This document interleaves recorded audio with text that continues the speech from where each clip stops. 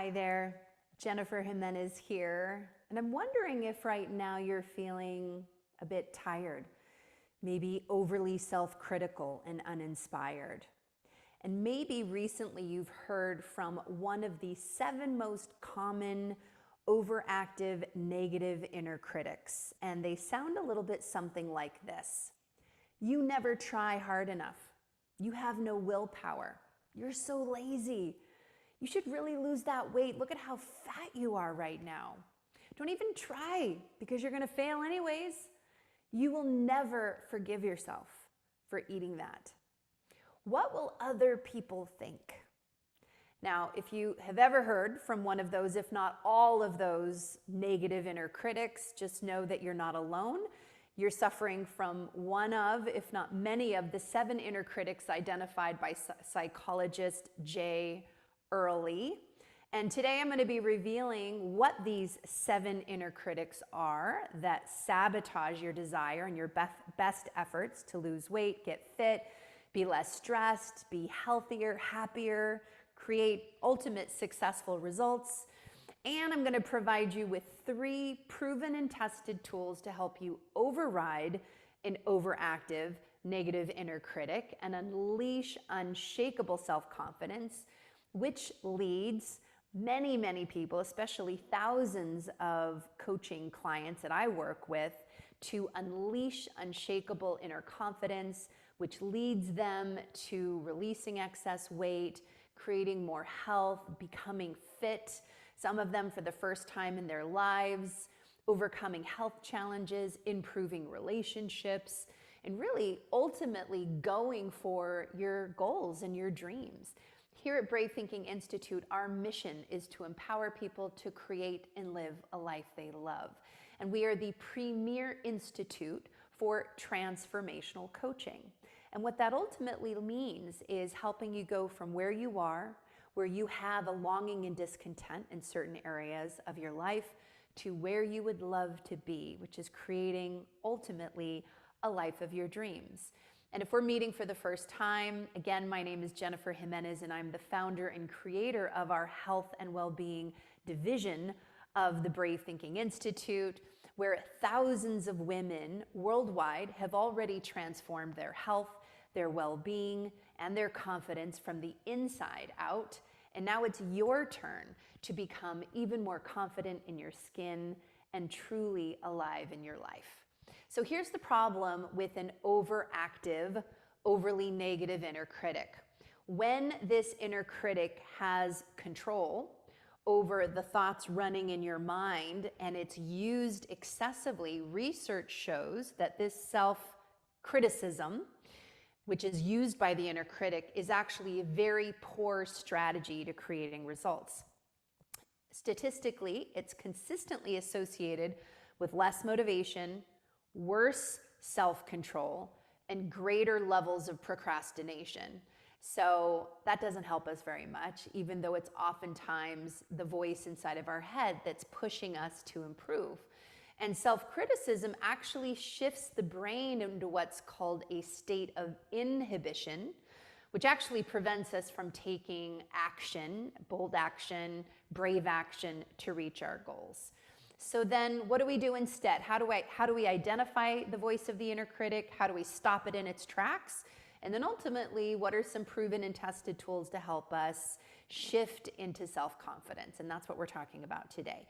So here are the 7 types of inner critic that psychologist J. Early has distinguished. And what's important is that when this voice is telling us we're not good enough, or we're going to fail, or to shift our energy into something else out of fear, that's the energy that oftentimes I hear from clients. They're saying, I feel stuck, I feel blocked, I feel like I take 2 steps forward and then 2 steps back. So here are the 7 inner critics and what they sound like. The first inner critic is the perfectionist. And it really basically is judging you to do things perfectly and flawlessly, which is actually the antithesis to success, because oftentimes what leads us to success is learning from our failures. But if the perfectionist is in control, it's going to say, try harder, you're never going to do it right, which can sabotage taking action. The second is the inner controller. And this is the inner critic that controls behavior, which are things like binging on sweets or turning to alcohol and drugs, which is helpful. But the problem is it's oftentimes connected to shame. So it'll say things like, you did it again, shame on you, you have no willpower, which if we're seeking to start a new healthy eating plan or exercise plan, it can often be the inner controller that might stop us in our tracks from taking action. The Taskmaster is our inner critic number 3, and it's whatever it takes to get the work done, and it basically teaches us or tells us to do it as hard, or it's like the no pain, no gain inner critic. It's also the one that will say, you're so lazy, get to work already, don't rest. So it's the Taskmaster. Number 4 is the Underminer. So this is the task of this inner critic is to undermine your self-confidence and to protect you from taking unnecessary risks that might lead to failure. So it'll say things like, you're worthless, don't even try because you're gonna fail, it's pointless. Our number 5 inner critic is the Destroyer.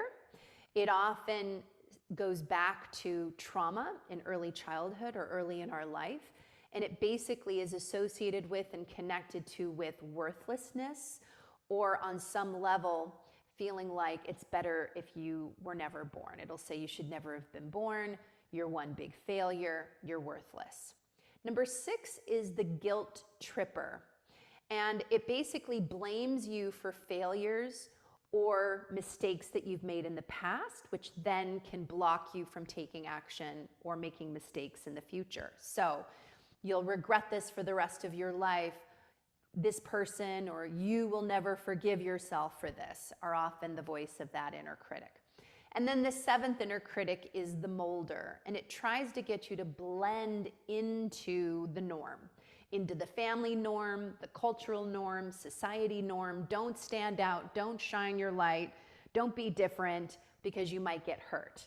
And so it'll say, don't make a fool of yourself, keep your head down, do as you're told, be a good person, good girl, are often the voices of that inner critic. So what can we do when we notice these voices and we feel stuck or blocked from really taking the action that we want? There are 3 tested and proven tools that not only do I work with in the transformational health and well-being coaching that I provide to clients, but these tools have been tested and proven across many modalities and success principles. So the first tested and proven tool to override an overactive inner critic and unleash unshakable confidence that leads to the success you seek in your life is number 1, to press the pause button.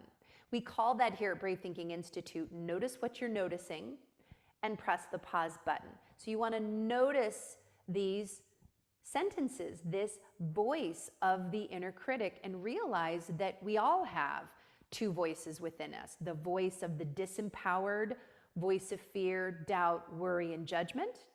And then we all have within us this voice of empowerment, this voice of encouragement, this voice of optimism. Now, we've fed or listened to one of these voices often more than the other, depending on how we were raised or what we were exposed to.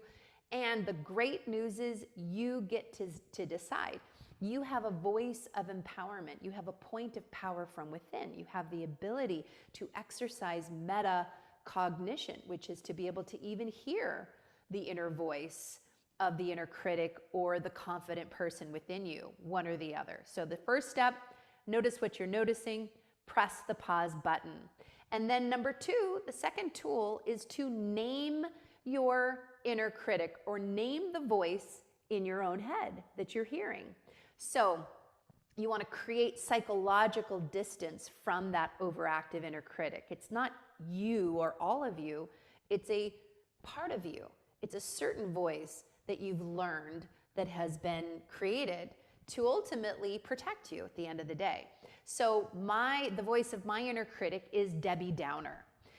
She's disempowering, She's often fearful. She's often worried about what somebody else might think, or is just trying to protect me from failure. But I've learned, because I've done a lot of things in my life and coached thousands of people into greater results, that oftentimes failure is just simply feedback. It's something to befriend because it leads to greater learning. And why are we here anyways? But to live and create this incredible life. Not live 1 year 90 times, but create and live a life that we love. And so I love the story of Beyonce, because this, if you don't know who she is, she's a pop star, and she used to suffer from stage fright. And so I imagine she had an overly powerful inner critic. I don't know what the voice of the inner critic's name was, but she created a fearless alter ego that helped her override that overly powerful stage fright and inner critic. And she called her Sasha Fierce. And Sasha Fierce is that confident persona that helped her create amazing results all the way back to 2008. And we all have this ability.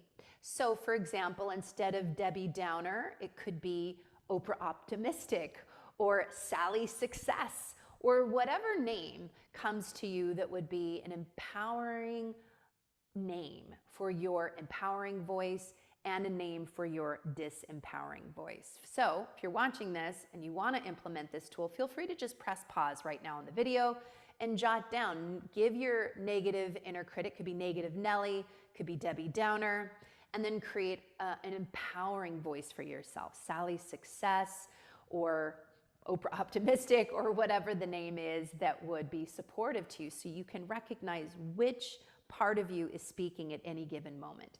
And then the third step is to flip the what if narrative.